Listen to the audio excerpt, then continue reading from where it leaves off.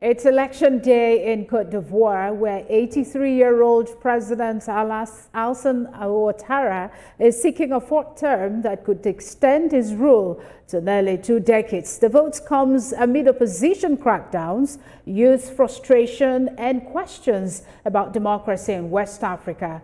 Today on World Now, we take you to Abidjan as Ivorians head to the polls in a contest many say is more about continuity than change.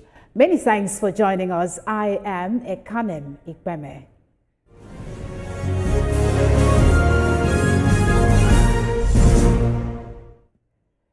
Polls have opened in Ivory Coast, where voters are choosing their next president in an election largely seen as a test of democracy and stability in one of West Africa's largest economies. President Alassane Ouattara is seeking a fourth term, a move that could extend his rule to nearly 2 decades. At 83, Alassane Ouattara remains one of Africa's longest-serving leaders. He first took power in 2011 after a civil war that left thousands dead. Now he's banking on his record of economic growth, averaging 6% a year, to secure another term. But despite the boom, more than a third of Ivory Coast's 30 million citizens still live in poverty, and jobs remain scarce for young people. 5 candidates are contesting the presidency, including former First Lady Simone Gbagbo and ex-Commerce Minister Jean-Louis Billon. Analysts, however, say Ouattara's dominance and his party's majority in parliament make the race a predictable one. The campaign period has not been without controversy. Protests erupted after key opposition figures, including Tidjane Thiam and former President Laurent Gbagbo, were barred from running. Security forces have cracked down on demonstrations, arresting hundreds and deploying more than 40,000 personnel nationwide. With memories of deadly post-election crises of 2010 and 2020 still fresh, Ivorians are hoping that this vote will not reopen old wounds. Election observers say turnout and post-election calm will be crucial in determining the credibility of the vote and the stability of Ivory Coast's democracy. Now, to help us unpack what this means for Côte d'Ivoire's democracy and the wider West African region, we're joined by African Affairs analyst Victor Okai, who joins us now from Lagos.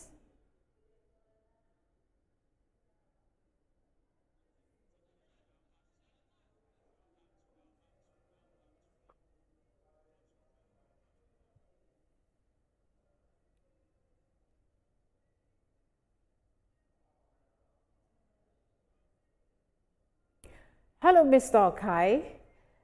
Yes, how are you? I'm great. Good to have you here. Thank you for having me. So what's at stake in this election for Côte d'Ivoire, and how significant is it for the country's democratic future? Okay, so there's quite a lot at stake. As you know, clearly Ouattara is not a young man anymore. And among the Francophone states, there's a clamor for a transition from dominance by the French, although they attempted to do something to appease their voters by moves that they made recently in that direction. But what's at stake here clearly is the fact that Ivorians want to take back their country. They want to be able to vote, to vote and to make sure that their votes are counted for. And that includes voting for who they want, to come into power. Now, the problem here is that Ouattara himself, has, through changing the constitution and now claiming that it's like a reset, is trying to perpetuate himself in power. This is a man that is over 80 years old, one of the oldest on the continent, like what's happening in Cameroon. And obviously, he doesn't want to leave power. And so, clearly, what's at stake here is Ouattara versus the people, particularly because many of them are not happy because Those who want to be on the ballot have obviously been removed from the ballot. Those he perceives as threats to his coming back to his retaining power, have been sidelined one way or another using technical excuses, and that's what's there. And Ivorian voters are very sophisticated, and they're not having any of that. And I foresee what happened with Laurent Gbagbo, if care is not taken, happening to him again this time, if he should insist and come back to power. Okay, so he is seeking a fourth term despite pledges to step aside. The Constitution agrees to only 2 terms. Now he's seeking a fourth term that could take him to 2 more decades. What do you think about this? Was the narrative? Is this an African thing, that African leaders do not want to leave power? I saw this happen. You recall that when what's his name now? The young man took over in Burkina Faso. The president in Burkina Faso, the military junta took over, and in Mali and Niger. Clearly, he was one of those who was opposed to it. And the reason for that was because, and then they were clearly at the head of saying that, look, any takeover by any means other than democratic means should not be tolerated in ECOWAS. And there was handwriting on the wall, which means that obviously he was trying to perpetuate himself. Military rule obviously is an aberration. There's no way of justifying it. But if you look at the trend, he has already done 2 terms. The 3rd term, he said he wasn't going to run, and then the leading candidate at the time died, and then he came back, he ran. Then they changed the constitution, and then now he's looking at situations where his biggest rival, Tijan, who obviously, yes, had dual citizenship, but had dropped that citizenship. And then he now said the excuse was now that it was already too late. So clearly you see a man who is desperate for power, a man who wants to perpetuate himself, a man who wants to remain there by every means possible. This is the stuff that African democratic is like an oxymoron, sort of democratic dictators are made of. And that's exactly what we're seeing play out here. The exact same things he was accusing his successor of are the same things that he's doing right now.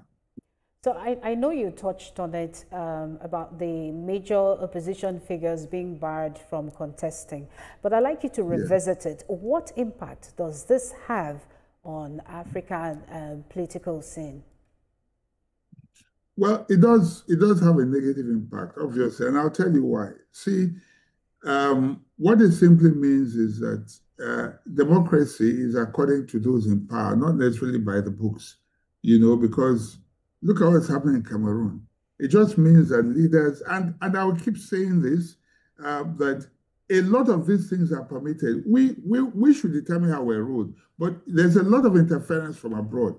Because he is pro-French, you can be sure that the French will not say anything. People in the West will not say anything because obviously they like what he's doing. But if they don't like you, then obviously you are not a Democrat. And that is what we see playing out. And that's why some of these people have the courage to continue to perpetuate themselves in power, because obviously someone is beating the drums somewhere for them, and then they feel confident, and it's like, look, just go ahead, do it, nothing's going to happen to you. And that's what we're seeing play out. So for Africa, it's not a good sign at all. If we're talking democracy, we must be seen to be playing by the rules. We cannot be changing the goalposts in the middle of a match. And that's what seems to be playing out with some of these countries where we're having gerontocrats as leaders, people who are, who should be looking after their great-grandchildren, or whose great-grandchildren should be looking after them, perpetuating themselves in power. Thank you very much. So Cote d'Ivoire has one of the youngest populations in Africa, yet unemployment and poverty remain high. How might this influence political participation or future stability? Well, when you have a young population and they are hungry, in the manner of speaking, you can be sure there will be restlessness. And we have seen it play out in a few African countries, and that may play out again in Cote d'Ivoire.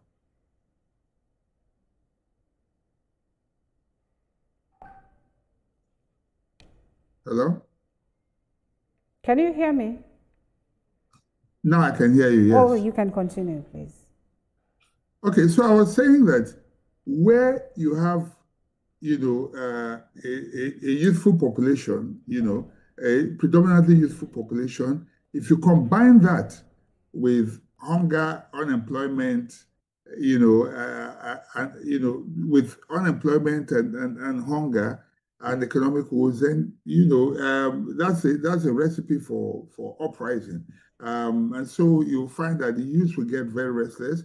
Although it has been argued that the economy is performing, under him. But the truth is, it's not reflected in the life of the people. As you yourself have confirmed, there's a lot of unemployment in the country, especially among young people. And Cote d'Ivoire is like the second largest economy, in the region.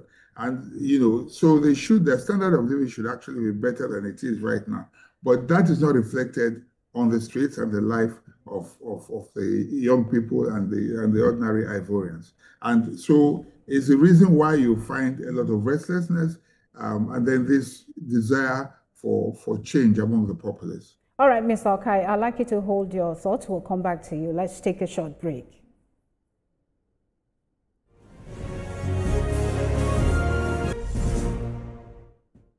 Welcome back. You're still watching World Now, and we've been speaking with Mr. Okai.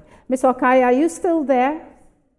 Yes, I am. Okay, so with memories of past electoral violence still fresh, do you foresee any risk of arrest following this vote? Historically, Cote d'Ivoire has been characterized by pre- and post-election violence. So, and all the indices are there clearly because of the way things are going right now. Clearly, one, the fact that candidates have been, disqualified from contesting, and these are people that many of the citizens want.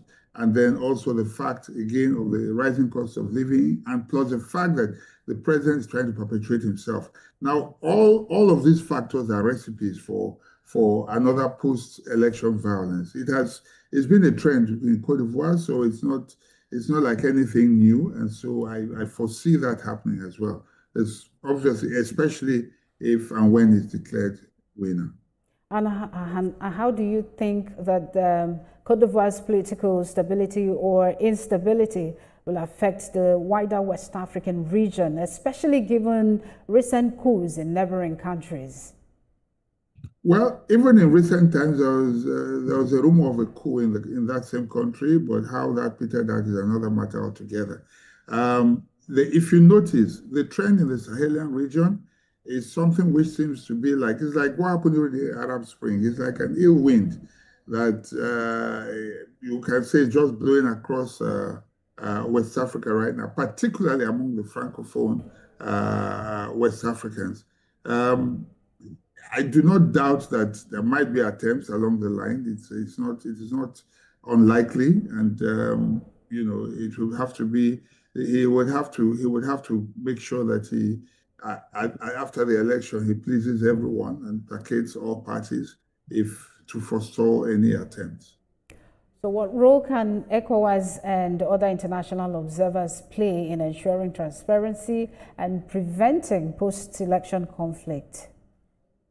Okay, so while it is not the job of other nations, because it's a sovereign nation, obviously, to interfere in internal political,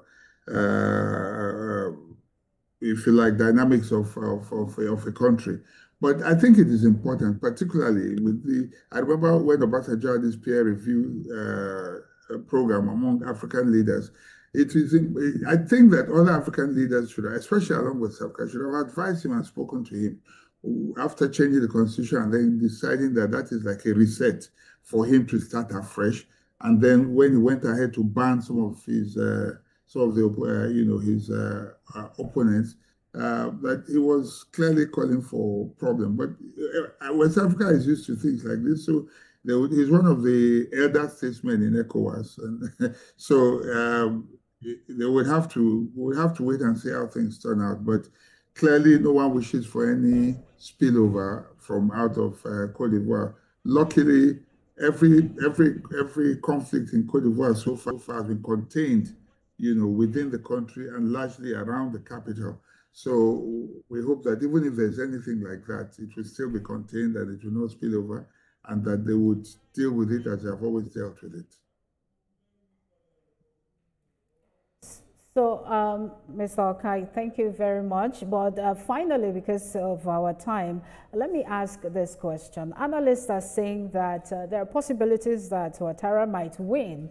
But what should his immediate priorities be to unify the country and address growing calls for political renewal? What do you think? Exactly what you said. Those are what his priorities will be. Clearly, he's going to win because he has knocked off every opposition. He's in control of all the apparatus of government. So there's no doubt that he's going to be declared winner. What he needs to do afterwards is to see how he can bring everyone together. How he succeeds to do that will determine to a large extent how, going forward, what happens to him, his administration, and the country. But clearly, there's a need for healing, for reconciliation. But when you do things deliberately, then it makes it a bit difficult to get people to come and sit at the round table and say, let's talk about peace. But what he needs to do is rally around Ivorians, concentrate on the economy, and make sure that the cost of living, is better, and let him take care of the issue of youth unemployment. If he's able to do that, then he might be able to ensure stability till the end of this particular tenor. African Affairs Analyst Victor Okai, thank you so much for your insight. Thank you for having me. And that's World Now. For more updates on the stories we are monitoring, you can visit our website, www.tvcnews.tv. You can also follow us on social media handles, Facebook, Instagrams, and on X at TVC News NG. We also have updates for you on WhatsApp and Telegram at TVC News Nigeria. On YouTube, we are live at TVC News Nigeria.